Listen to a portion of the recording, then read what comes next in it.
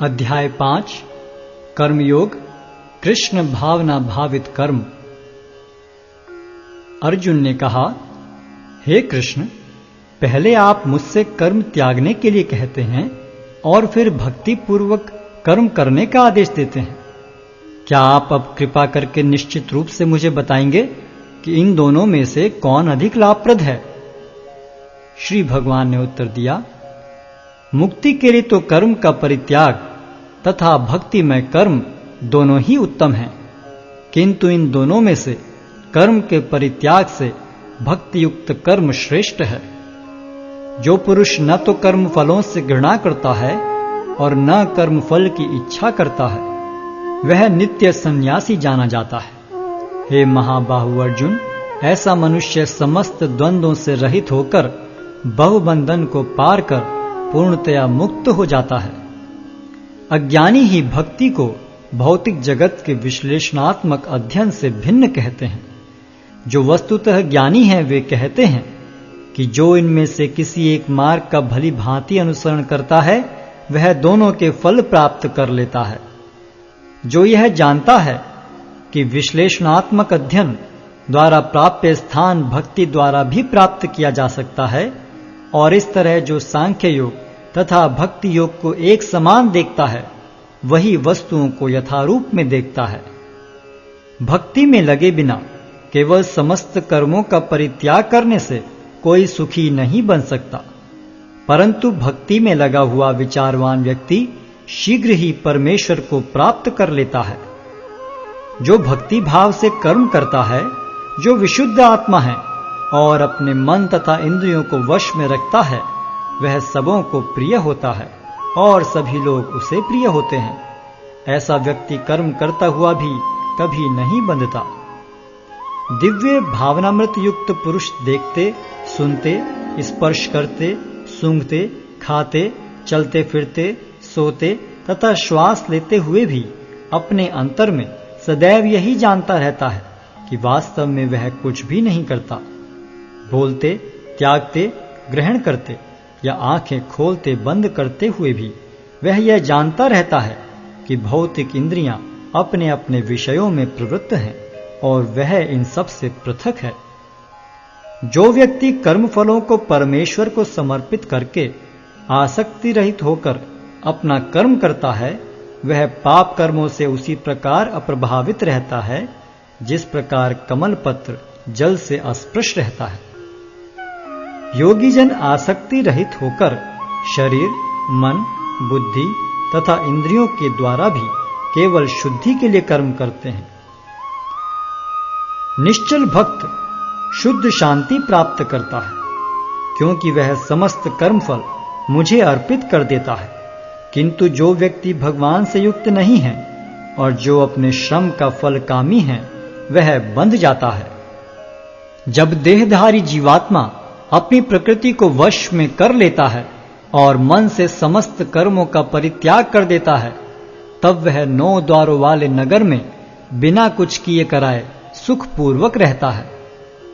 शरीर रूपी नगर का स्वामी देहधारी जीवात्मा न तो कर्म का सृजन करता है, न लोगों को कर्म करने के लिए प्रेरित करता है, न ही कर्म फल की रचना करता है।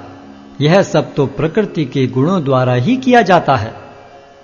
परमेश्वर न तो किसी के पापों को ग्रहण करता है न पुण्यों को, किंतु सारे देहधारी जीव उस अज्ञान के कारण मोहग्रस्त रहते हैं जो उनके वास्तविक ज्ञान को आच्छादित किए रहता है।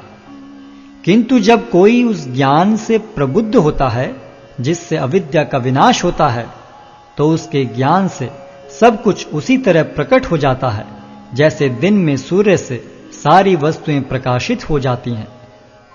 जब मनुष्य की बुद्धि, मन, श्रद्धा तथा शरण सब कुछ भगवान में स्थिर हो जाते हैं, तभी वह पूर्ण ज्ञान द्वारा समस्त कलमश से शुद्ध होता है और मुक्ति के पथ पर अग्रसर होता है।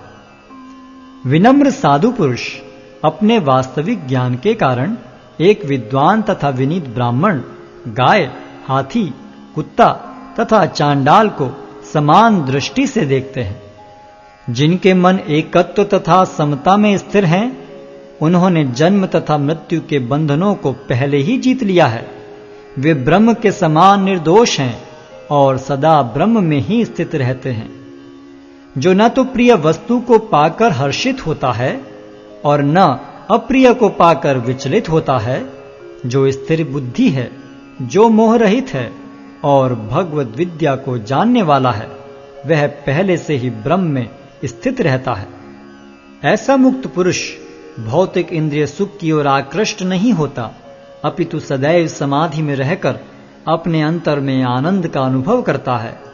इस प्रकार स्वरूप सिद्ध व्यक्ति पर ब्रह्म में एकाग्र चित्त होने के कारण असीम सुख भोगता है। बुद्धिमान मनुष्य दुख के कारणों में भाग नहीं लेता, जो कि भौतिक इंद्रियों के संसर्ग से उत्पन्न होते हैं। हे कुंती पुत्र, ऐसे भोगों का आदि तथा अंत होता है, अतः चतुर व्यक्ति उनमें आनंद नहीं लेता। यदि इस शरीर को त्यागने के पूर्व कोई मनुष्य इंद्रियों के वेगों को सहन करने तथा इच्छा एवं क्रोध के वेग को रोकने में समर्थ होता है, तो वह इस संसार में सुखी रह सकता है। जो अंतःकरण में सुख का अनुभव करता है, जो कर्मठ है और अंतःकरण में ही रमण करता है तथा जिसका लक्ष्य अंतर्मुखी होता है, वह सचमुच पूर्ण योगी है। वह पर ब्रह्म में मुक्ति पाता है और अंततोगत्वा ब्रह्म को प्राप्त होता है।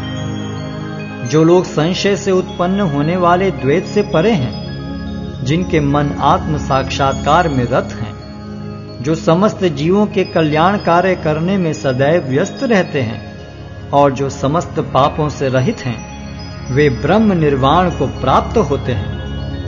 जो क्रोध तथा समस्त भौतिक इच्छाओं से रहित हैं, जो स्वरूप सिद्ध आत्म संयमी हैं और संसिद्धि के लिए निरंतर प्रयास करते हैं, उनकी मुक्ति निकट भविष्य में सुनिश्चित है। समस्त इंद्रिय विषयों को बाहर करके, दृष्टि को बाहों के मध्य में केंद्रित करके, प्राण तथा पान वायु को नथुनों के भीतर रोककर और इस तरह मन, इंद्रियों तथा बुद्धि को वश में करके जो मोक्ष को लक्ष्य बनाता है, वह योगी इच्छा, भय तथा क्रोध से रहित हो जाता है। जो निरंतर इस अवस्था में रहता है, वह अवश्य ही मुक्त है। मुझे समस्त यज्ञों तथा तपस्याओं का परम भोक्ता, समस्त लोकों तथा देवताओं का परमेश्वर एवं समस्त जीवों का उपकारी एवं हितैषी जानकर मेरे भावनामृत से पूर्ण पुरुष भौतिक दुखों से शांति लाभ करता है।